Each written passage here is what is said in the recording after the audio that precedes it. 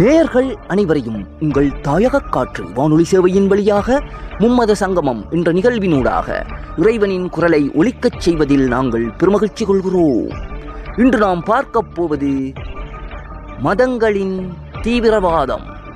இன்று உலகம் முழுவதும் மதங்களின் பெயரால் வன்முறைகளும் தீவிரவாத செயல்களும் நடைபெற்று கொண்டிருக்கின்றன. இதற்கு காரணம் என்ன என்று ஆராய்ந்தால் வேதத்தையே அவர்கள் சாட்சியாக சொல்கிறார்கள். ஆனால் வேதம் என்ன சொல்கிறது என்பதை அறிவிப்பதே இந்த இறைவனின் குரலின் நோக்கம்.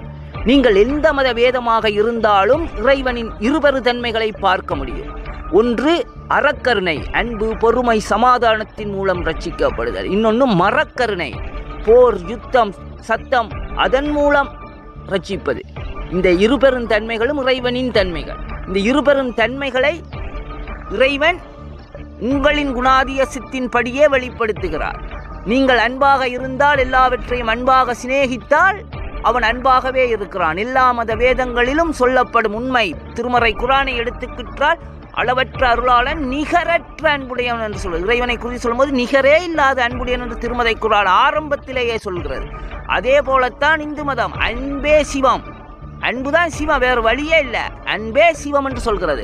அதே போலத்தான் கிறிஸ்தவ மதமும் சொல்கிறது, தேவன் அன்பாகவே இருக்கிறார். அன்பாகவே எனி டைம் அன்பாகவே இருக்கிறார் அழுத்தி சொல்கிறது. இந்த அன்பைத்தான் போதிக்க நான் வந்தேன்னு இயேசு சொல்றார். இவ்வாறு எல்லா மதங்களும் அன்பை ஒரு மிகப்பெரிய முன்னெடுப்பாக செயல்படுத்துகின்றன.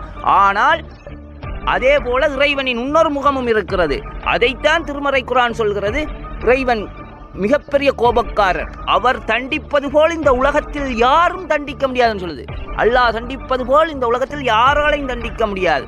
அதே போல அல்லாஹ் இந்த உலகத்தை அழிப்பான். இந்த உலகத்தின் எந்த உயிரும் இல்லாமல் ஒரு நிலைக்கு அழித்து எல்லாத்தையும் ஒழிப்பான் என்று சொல்லப்படுகிறது. இவ்வாறு இறைவனின் இன்னொரு கோபம், இறைவனின் கோபாக்கினி என்று சொல்லப்படுகிறது. அதே போலத்தான் சிவம் என்று சொன்னாலே அழிப்புன்னு அர்த்தம். சிவம் என்றாலே அழிக்கும் கடவுளாகத்தான் இந்து மதம் காட்சிப்படுத்தப்படுகிறது. சிவபெருமான் சுடுகாட்டில் இருப்பார், மயானத்தில் இருப்பவராகத்தான் அவர் காட்சிப்படுத்தப்படுகிறார். இதெல்லாம் இதற்கு இறைவனின் இன்னொரு முகம் இருக்கிறது. அதைத்தான் திருமறை குரானில் சொல்வார்கள், காவிர்களை வெட்டுங்கள், கொல்லுங்கள் என்று சொல்வதாக சொல்லி அதை ஒரு தீவிரவாத எண்ணங்களில் மேலோக்கி நிற்கிறார்கள். அதே போல இறைவன் முதலில் மிகப்பெரிய வெளிப்பாடாக சொல்லப்படுவது அளவற்ற அருளாளன், நிகரற்ற அன்புடையவன் என்கிற வார்த்தை தான். அதனால் அன்பை முதலில் மையப்படுத்துகிறான். தேவன் அன்பாகவே இருக்கிறார். சிவம் என்றாலே அன்பு, அன்பே சிவம் என்று சொல்லப்படுது. அந்த அன்பை தான் மெயினாக பேசப்படுகிறது.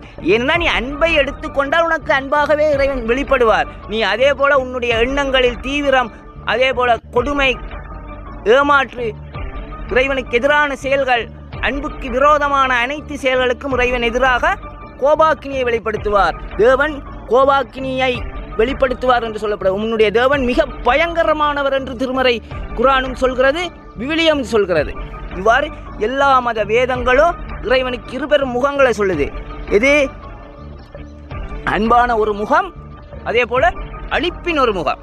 அந்த அழிப்பின் முகம் கொண்டு நீ பார்த்தீங்கன்னா இறைவன் மிக பயங்கரமாக தெரிவார் என்று சொல்லி பைபிள் சொல்கிறது.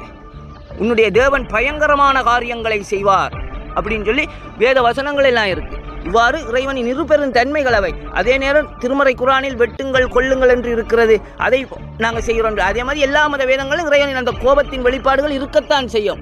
நீங்கள் கந்தசஷ்டி கவசம் எடுத்துக்கொண்டால் குத்து குத்து கூர்வடிவேலால் அப்படின்னு சொல்லி இருக்கும். அதே போல கட்டு கட்டு கதறிட கட்டு, இறைவன் ரெண்டு விதத்தில் ரசிப்பான். ஏன் இந்த ரெண்டு விதம் இறைவனுக்கு என்று சொன்னால் அவன்தான் இவர்களை படைத்தான். இந்த இவர்கள் இறைவனிடமிருந்து வெளிப்பட்டவர்கள் படைப்புகளாக. அதே நேரம் மீண்டும் இறைவன் இறுதியாக ஒரு சொல்லுவான், அல்லாஹ் பொருந்தி கொண்டான். அதாவது இறைவனுடன் இரண்டர கலக்க வேண்டிய தன்மை. அதுக்கு பழையபடி இறைவன் அவர்களை எடுத்துக்கொள்ள வேண்டும். அதுக்கு ரெண்டு விதத்தை வச்சிருக்கான். ஒன்று ரட்சிப்பு, இன்னொன்று இந்த கோபாக்கினி. உன்னுடைய குணாதிசயத்தின் படி இறைவன் தன்னை வெளிப்படுத்துவார். அதுதான் சொல்றேன். நீங்க அன்பா, சமாதானமா, பொறுமையா, நேர்மையா இருந்தா உங்களுக்கும் இறைவன் அப்படியே தான் காட்சி அளிப்பான். அதே நேரம் நீங்க தீவிரவாத எண்ணங்கள், கோபம், அழிப்பு, பிறரை துன்புறுத்துவது, இந்த மாதிரி எண்ணங்களில் நீங்கள் இருந்தீர்கள், இறைவன் உங்களை அப்படித்தான் துன்பப்படுத்துவார். இது ரெண்டு விதம். நீங்க இந்து மத புராணங்களை எடுத்து பார்த்தால் தெரியும் எவ்வளவு பெரிய தீயன் இருப்பான். சூரபத்மன் எப்படி? சூரபத்மனை அழித்தார் முருகப்பெருமான், ஆனால் சேவலும் மயிலுமாக தன்னிடம் வருத்தி கொண்டார். இதான் ரட்சிப்பு. தன்னிடம் ஏற்றுக்கொண்டார் சேவலும் மயிலுமாக. அதே பிள்ளையார் கஜமுகாசுரனை அழித்தார், பிறகு எலியா மாற்றி தங்களுடைய வச்சுக்கிட்டார். அஜமுகி என்ற அரக்கியை அழித்தார்கள் முருகப்பெருமான், பிறகு ஆட்டை வாகனமாகவே வச்சுக்கிட்டார். இங்கே எல்லாத்தையும் பார்த்தீங்கன்னா இந்த ரட்சிப்பு உண்டு. ஆனால் ரட்சிப்புக்கு 2 வழி, அன்பு, கோபம். இறைவன் அன்பா, அந்த இறைவனுடைய தன்மைகள் எல்லா மனிதர்கிட்டையும் இருக்குது. அதனால தான் வேதம் சொல்லுது, மனிதனை தன் சாயலின்படியும் ரூபத்தின்படியும் படைத்தார் என்று. உன்னுடைய பிள்ளை மேலே நீ அன்பாக இருப்ப, அதே நேரம் தப்பு செஞ்சால் கோபமும் படுவ, தண்டிப்ப. இந்த 2 விதம். ஆனால் நீ எப்போவுமே அன்பாக தான் இருப்ப, அதுதான் உண்மை. அதே போல் இறைவனும் எப்பொழுதும் அன்மையாகத்தான் இருப்பான். நீ அந்த இறைவனுக்கு விரோதமான தீய காரியங்களை செய்யும் பொழுது இறைவன் இன்னொரு முகம் வெளிப்படும். அந்த முகத்தையே நீ பிடித்து கொண்டிருந்தால் இறைவனின் அன்பான முகத்தை மறைந்து விடுவார். ஏன்னா எல்லாரும் முடிவாக சொல்லப்படுவது அன்பே. அதே கந்தசஷ்டி கவசத்தில் அன்பே அனைத்தும் என்றாய், அன்பே சிவம், அன்பே சுந்தரம், அன்பே சாந்தம், அன்பே ஆனந்தம், அன்பு இல்லாத இடம் அங்குமிங்கும் இல்லையப்பா, அன்பே என் குரு நாதனப்பா. அன்பு தான் மெயின். அந்த அன்பை நீங்கள் பற்றி பிடித்து கொள்ளணுங்கிறது தான் இறைவனுடைய விருப்பம். ஏன்னா இறைவன் யாரையும் தண்டிக்க விரும்புவானா? ஒரு பெற்றோர் தன்னுடைய பிள்ளையை தண்டிக்க விரும்புவாங்களா? விரும்ப மாட்டாங்க. ஆனால் நீங்கள் வழிகட்டு போயிடக்கூடாதுங்கிறதுக்காண்டி நீங்கள் தண்டிப்பீங்க. அதே போல் நீங்களே இப்படி இருந்தீங்கன்னா உங்களை மாதிரி கோடி அளவில்லாத உயிர்களை படைத்த இறைவன் எவ்வளோ அன்பாக இருப்பான். நீங்கள் வழிகட்டு போகக்கூடாதுங்கிறதுக்காண்டி தான் உங்களுக்கு தண்டிப்பு. அந்த தண்டிப்பின் தன்மையை எடுத்து நீங்கள் மதங்களின் பெயரால் தீவிரவாத இறைவன் சொல்லி இருக்கிறான், வெட்டுங்கள் கொல்லுங்கள் காவிர்களை அப்படின்னு சொல்லி நாங்கள் செய்யணும்னு நினைச்சா உங்களுக்கும் அதே தான் நடக்கும். உங்களுக்கும் அதுதான் நடக்கும். நீங்கள் என்ன விளைவுகளை எடுத்துக்கொள்கிறீர்களோ, என்ன ஆயுதத்தை எடுக்கிறீர்களோ அதுதான். பட்டயத்தை எடுத்தவன் பட்டயத்தாலே மறிவான் என்று பைபிள் சொல்கிறது. நீ எதை கையில் எடுக்கியோ அதன் மூலம் தான் மரணம் உனக்கு. அதனால் நீ அன்பை கையில் எடுத்தால் இறைவன் அன்பாக எச்சித்து உன்னை ஏற்றுக்கொள்வார். அதன் நிமித்தம் மதங்களில் தீவிரவாதங்கள் கிடையாது. இறைவனின் அன்பான வெளிப்பாடு தான் மிகுதியாக இருக்கிறது. உங்களை ரட்சிப்பதற்காக இறைவன் மரக்கருணை என்ற ஒன்றை எடுக்கிறான். அதுதான் இந்த கோபம். அதுவும் கருணை தான், இறைவனின் ஒரு வெளிப்பாடு. அதனால் நீங்கள் அந்த கோபத்தை எடுத்து பிறரை அழிக்கணும்னு நினைத்தீர்கள் என்றால் பாவத்தில் விழுந்து விடுவீர்கள். உங்கள் பாவம் இறைவனிடம் அழிப்பை உண்டாக்கிவிடும். இதன் நிமித்தம் நீங்கள் இதை அறிந்து எல்லா மத வேதங்களும் இறைவனின் கோபத்தை சொல்வதாக இருந்தாலும் ரட்சிப்பின் என்ற அன்பின் மூலம் ரட்சிப்பை தான் மிக அதிகமாக சொல்லுவாங்க. குர்ஆனை எடுத்துக்கிட்டாலே அளவற்ற அருளாளன் நிகரற்ற அன்புடன் தான் ஆரம்பிக்குது. அப்போ முழுமை அங்கே தான் இருக்குது. இதன் மூலம் விடாறு எல்லா மத வேதங்களும் அந்த அன்பை மிகுதியாக போதிக்கின்றன. அன்பில்லாத இடம் அங்குமிங்கும் இல்லை அப்பா, அன்பே என் குரு நாதனப்பான்னு சொல்கிறாங்க சமய சான்றோர்கள்.